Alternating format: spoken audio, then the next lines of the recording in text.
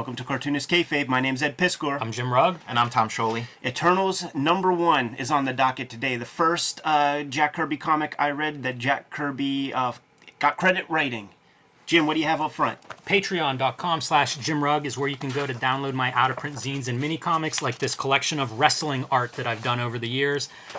There's probably about a dozen of these things available. I also post a lot of original art, scripts, basically the process of how I make comics like Street Angel and Octobriana. You can find all of that and a lot more at my Patreon, patreon.com/JimRugg. Here's Jack Kirby, The Epic Life of the King of Comics. Learn the story of the guy who created the Eternals and many more of your favorites. I'm looking for those pages. Yeah, they're in there. Perfect time. We've got some Unimind in there. You can check out my Patreon. Go to patreon.com, search Tom Scholey. Check out Fantastic Four Grand Design. And check out my YouTube channel, Total Recall Show. Red Room Comics are in the wild. 2 issues are on the stands as of this recording. Murder on the Dark Web for Fun and Profit is the name of the game in the Red Room universe. Comics are going to be coming out on the stands every 4 weeks or so.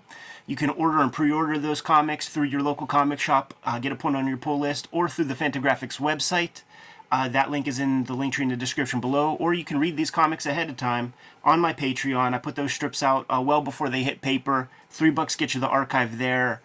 New strips every Tuesday, and I think we're into the 5th issue of Red Room Comics on the Patreon. All those links in the link tree in the description below. So here we have it, guys. The Eternals, issue #1.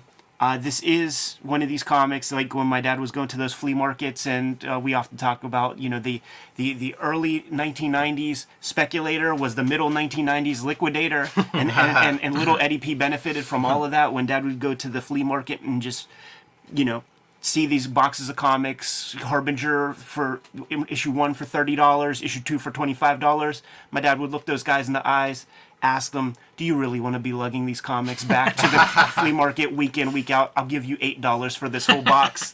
And the people are just like, yes, get them the fuck out of my life. A healthy sample of the Eternals was in one of those boxes.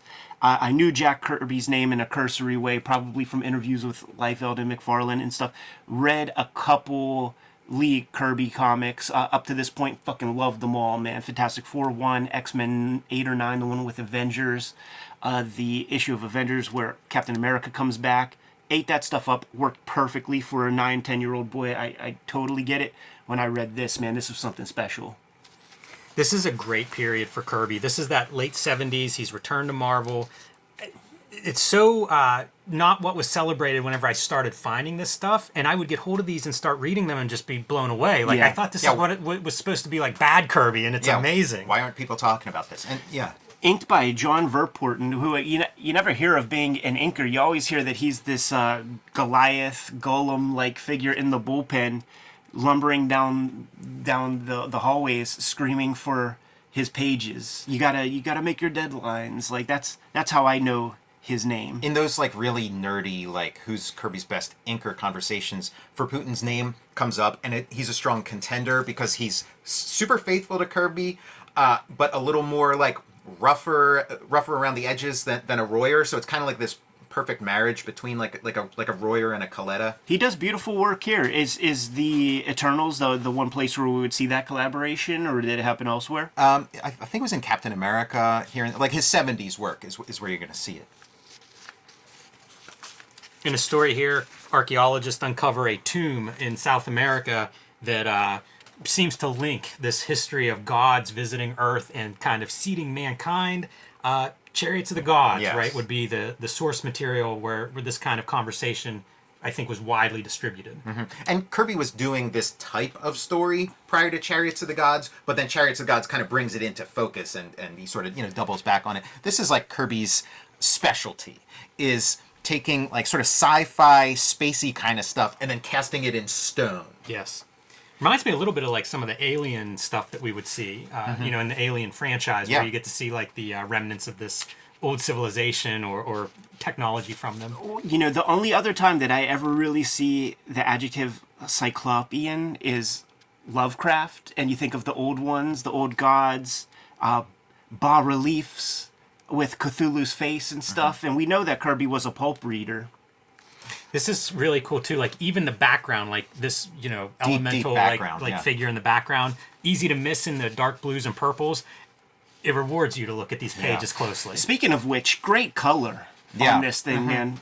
Very Abiding true. by this flashlight thing, man. You got your focal point at this yellow, and then just all those cool colors to subdue everything else. Like, that is very, very smart color that you cannot take for granted in your average comic book. And talking about like the Alien series, as the Alien series went on, they more specifically like went into this stuff of like early alien visitation and the Incas. 4 splash pages to start things off. Jack Kirby is a master of the issue 1, man.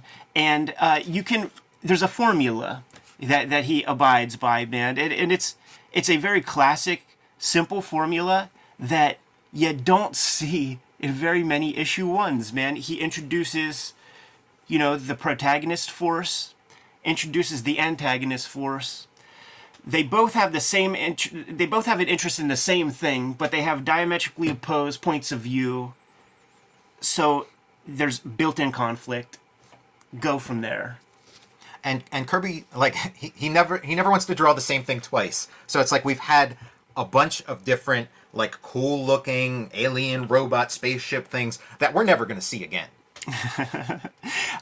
In your work, Tom, you're a myth of 8 opus. Yeah. String those words together, and you have Oedipus. Yeah. Can't help but think that Ike Harris is a Yeah. bit of an influence. Yeah, completely. And Oedipus, he was going to have like sort of a civilian identity that was going to be Oedipus. And I was totally thinking of Ike Harris and Orion, the Irish guy, like Orion, they'd call him O''Ryan in his civilian identity. So yeah, this stuff was front and center. And when I was starting to make comics, this is the stuff I was discovering like in real time. This is that era where every single page is beautifully composed, and So strong. within the pages, every single panel is beautifully composed. He's now become like a master of spotting blacks on the page and just balancing everything out.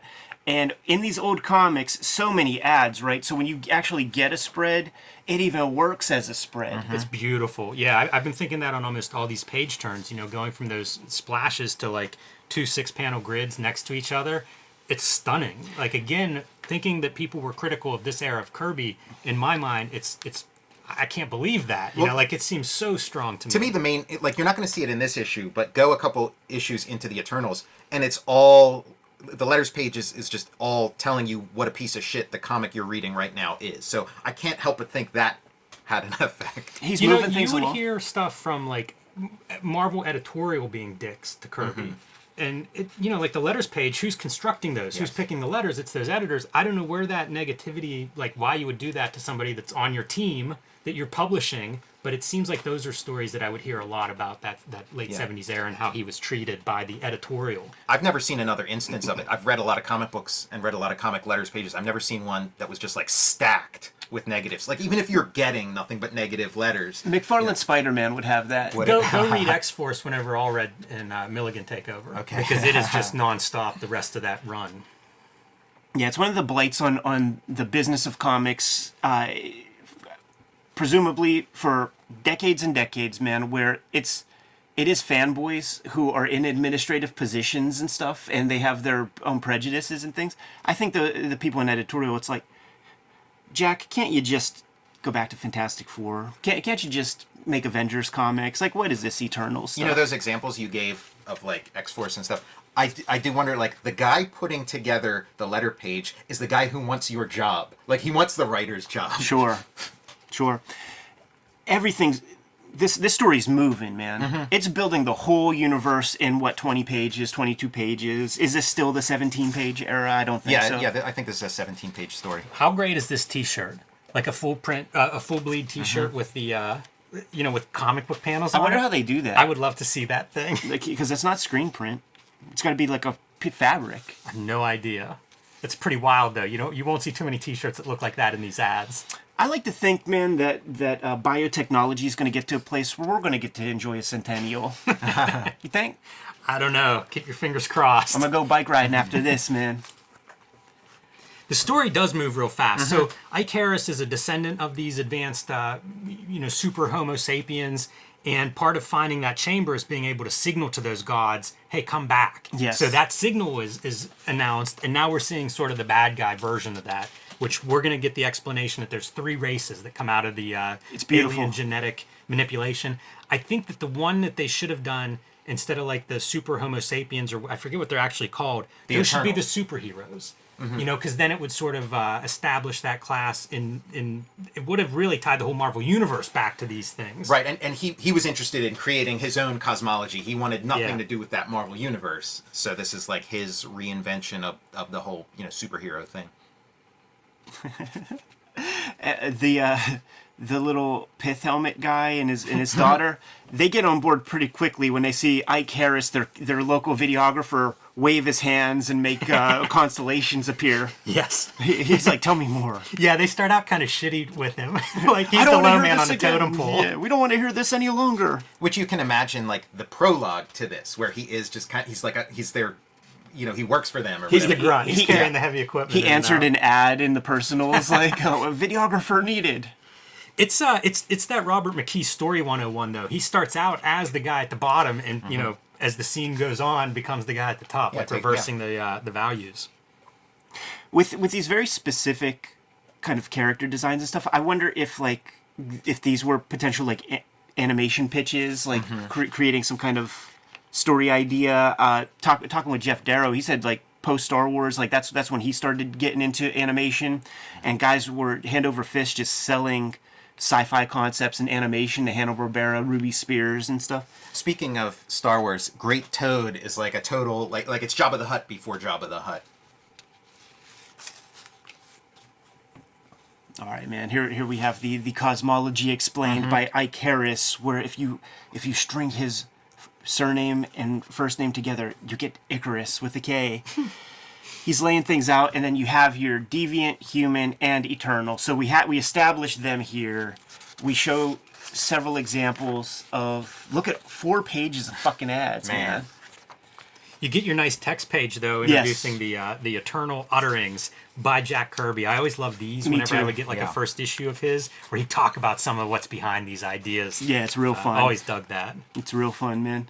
And then you get your whole tier worth of deviant, human, and eternal. So we establish all 3 of them, all 3 of these subspecies or whatever, and it's real fun at the very end of the story when you see all 3 in the same panel together, looking off as the gods Yes. appear, man. That is a great ending to a Yeah. first issue. This page should have been like the gods at the top, and then the humans, and then the deviants, since that's kind of how they live on the world. Yeah. And it even I see says what the you mean, Eternals took to the highest mountaintops. So it would have been kind of neat to visually represent the, top to bottom, the way that they're arranged. Icarus still rocking the ball cap. Yeah, I don't think that he reveals his superhero costume at all in this No. first issue. It might even be issue 3, maybe, that he reveals. But his superhero costume is on the cover in the upper left corner, in the little box, the little corner box, and it's a nice little tease. It's like, don't worry, kids, there's going to be This a is a cool costume. superhero comic. And what a cool costume! Like when I first encountered this series, it's like, that is a really cool looking superhero that I've never heard of. Still have those primary colors, man. The Superman colors. And look at this Adonis when he takes off his brim. Yeah, like a piece of ancient statuary come to life. Yeah, for sure, man. Kirk Douglas at his finest. I am Spartacus. So the deviants, man, even their weapons suck because they spent all this time trying to, come up with some new technologies, and they just have like a little. They basically invent the net, except their innovation is that it's a blanket. And you see the girl going through some business to get a blanket off her guy. I think the Eternals are going to do quite well, man. If that's the height of deviant technology. I was going to say the flip side is if he doesn't have a human there to help, this could have been the end might of have been, Icarus. yeah, Just throw a stuck in blanket forever. over him and you won. He meets a similar fate in an upcoming issue too, where he would have been out of the picture forever. Here comes the gods landing, man, and once again, deviant, human, eternal in the very last panel. We've been building up to these gods. You got to come back next month, man, to see what that's about. This is what you don't get if you have Mike Royer inking. If Mike Royer were inking this, he would do some kind of super cool lettering for that, as opposed to those like sort of paste up letters. I like the paste up, and it makes me think like this is such a good comic if it were like a movie prop or something outside the context of it's Jack Kirby. We have 50 years of comics, and this fits in, at this certain point. Like it's such a cool standalone comic. If you were gonna somewhat generically describe what a good comic would be from the heyday of comics, this comic fits the bill really well. Well, that's like, I think, people who were like really well versed in comics and comics history, they would kind of like shit on this because of their understanding of where it is. But if I'd like hand comics to sort of civilians or whatever, they'd really like groove out to the Kirby 70s stuff. It'd be interesting to see what they do, how it plays as a movie, and how close to this is it a movie or TV show? Whatever's coming down. It's going to be a movie. It feels like the concept is something that should have very long legs. Yes. We'll see if that happens or not, but it does seem like you could hand this to somebody that knows nothing about comics and they'd be hooked. Devil Dinosaur's like that. Devil Dinosaur's one you hand to somebody who's not really into comics or whatever, and they're off and going. Honestly, I feel like he's such a master of making the floppy comic that, growing up, going under the stairs at Ides, man, and scooping up just any random Kirby stuff that I saw, I would then take those home, and those would be the first in the pile that I would read. Every single issue satisfying, even if it's issue 17 of Commandy or something like this. Like it's totally readable, very satisfying as an experience. And then you read some Irv Novak Batman comic with no cover that you got for a quarter as well. It doesn't have the same chops. It does, like nothing happens. There's no arc to anything. There's no real suspense. This is special comics. It's a great issue. By the way, mine came from some collector that apparently had multiple copies. It's a dupe written on there. Well, this was like the kind of comic you would find in like the 3 for $1 bin all the time. So it was. I'm sure I have multiple copies of this too. Yeah. I mean, I pieced my run together, never paying $1 for an issue. Yeah, good luck doing that now. Right. Kayfabers, like, follow, subscribe to the YouTube channel. Hit the bell. We'll notify you when new vids are available. Jimmy, what's out there? Patreon.com/JimRugg. You can download my out-of-print, hard-to-find zines and mini-comics. You can see a lot of my original art and how I make comics like Street Angel and Octobriana. Patreon.com/JimRugg. Tom. Check out Jack Kirby, The Epic Life of the King of Comics, and its companion work, Fantastic Four Grand Design.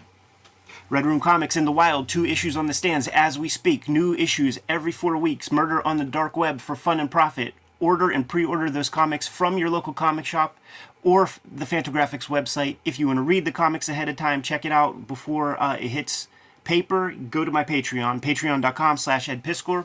$3 gets you the archive there, and I'm working on the 5th issue as we speak. Subscribe to the Cartoonist Kayfabe e-newsletter at the links below this video. You can also find Cartoonist Kayfabe t-shirts and merchandise at the links below this video. Jimmy, give him the last set of marching orders so we can be on our way. Read more comics.